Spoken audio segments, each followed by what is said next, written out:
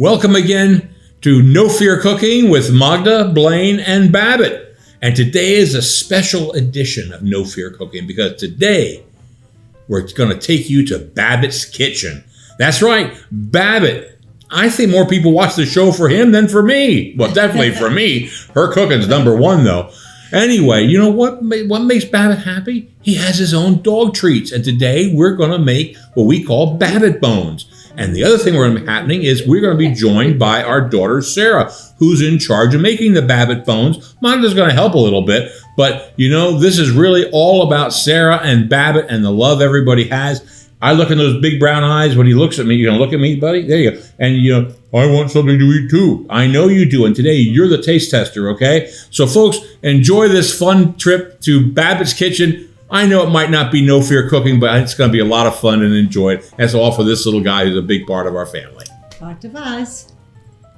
Welcome to No Fear Cooking. I am Sarah. I'm Magda's daughter. Hello. And Babbitt is my little brother. Babbitt has always had a belly issue, so I made him Babbitt bones because I found a really great recipe to make his stomach not so sensitive. So this is a really simple recipe, and all you need is 1 can of pumpkin puree. You can get this year-round at the grocery store. A 1/4 cup of honey. Any honey will do. 6 tablespoons of peanut butter. Babbitt is a Skippy fan, so that is what we use. 4 eggs, 1 teaspoon of salt, and then 6 cups of whole wheat flour. I've already measured that out here, and then I have a little bit extra on the side to help me with the dough.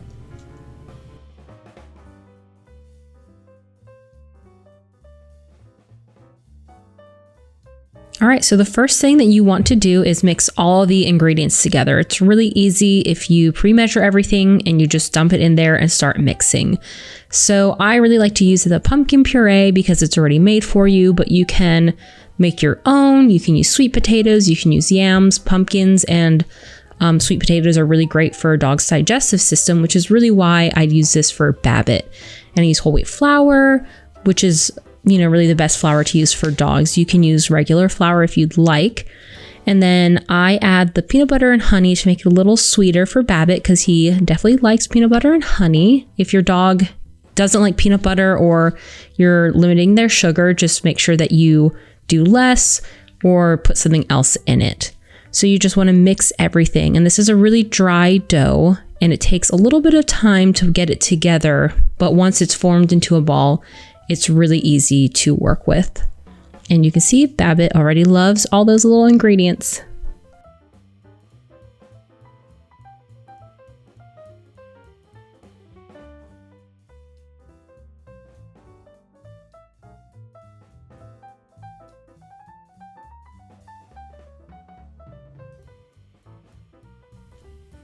All right, so the next step is kneading the dough. Like I said, it's really hard to mix everything by hand, so it's just easy to flour your working surface and just dump all of this out, especially like that extra flour at the bottom, just dump all of it out.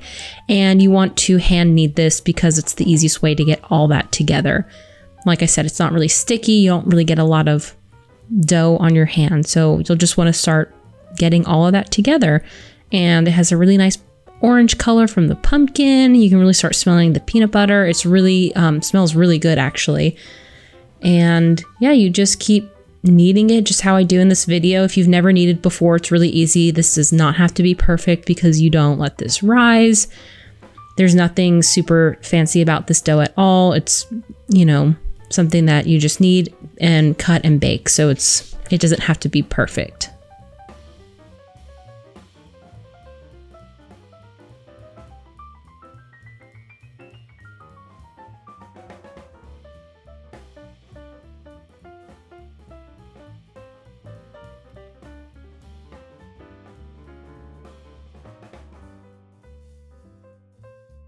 All right, so this is a really fun step, which is rolling the dough. I will show you 3 ways of how to roll the dough. What I do personally is I use our pasta roller. I know this is not something that everyone has, so I will show it with a rolling pin and also a wine bottle. So you'll want to cut up the dough into manageable sizes, Make sure you put a lot of flour on it. Flour really helps dry it out when you put it on the outside because you want these to be really dry because they'll last a very long time. So this is the first method. I just put it on the widest setting for the pasta roller. So if you do have a pasta roller, this to me is the easiest way. You want the dough to be a consistent layer so it bakes evenly.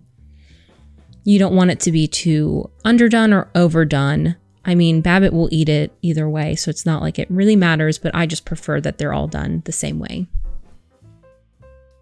All right, so this is another way to roll out the dough is using a rolling pin. So I did put flour on my rolling pin before this, just so the dough didn't stick too much. So it's very similar to the pasta dough roller. You just roll it out until it's an even level, maybe about a 1/4 of an inch thick. I'm not really sure though, I've never measured it. So just keep rolling it out till it's nice and thin. And this will probably be what most of you all do if you have a rolling pin. And just don't forget to put flour on the dough once it's done rolling. And this is that last method, which is a wine bottle. So if you don't have a pasta roll dougher or a rolling pin, you can use a wine bottle. So I quickly learned that you definitely need more flour on the bottle than I expected. So put a little bit more flour on so it doesn't stick to the dough. But this was a really easy way to roll out the dough too.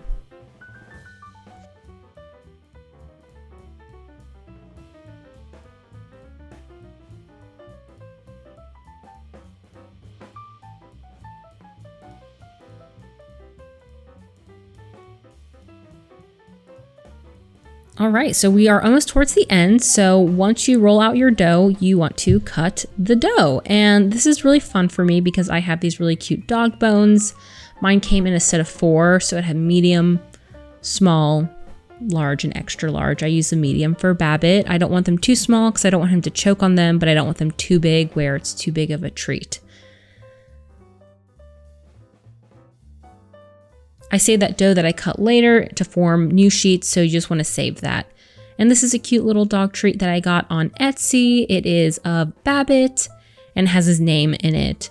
So I think that's super cute. I like to put his name in most of his treats, not because he can read them, but because it makes the dough not as bubbly. I don't know why the dough sometimes will cook and it'll have a little bit of air, but I found if you put Babbitt's name or your dog's name in it, that doesn't happen.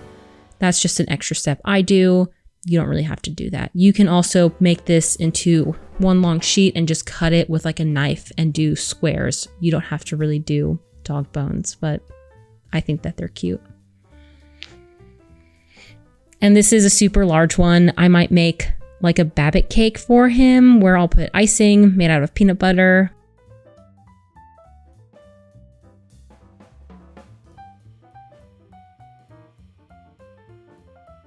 Now that you have cut out all of your dog treats, you will put them in the oven. So just make sure that your oven is preheated to 350 and you'll want to bake these for about 40 to 45 minutes. It's really important to dry them out, but check at 30 minutes just to make sure that you haven't burned them.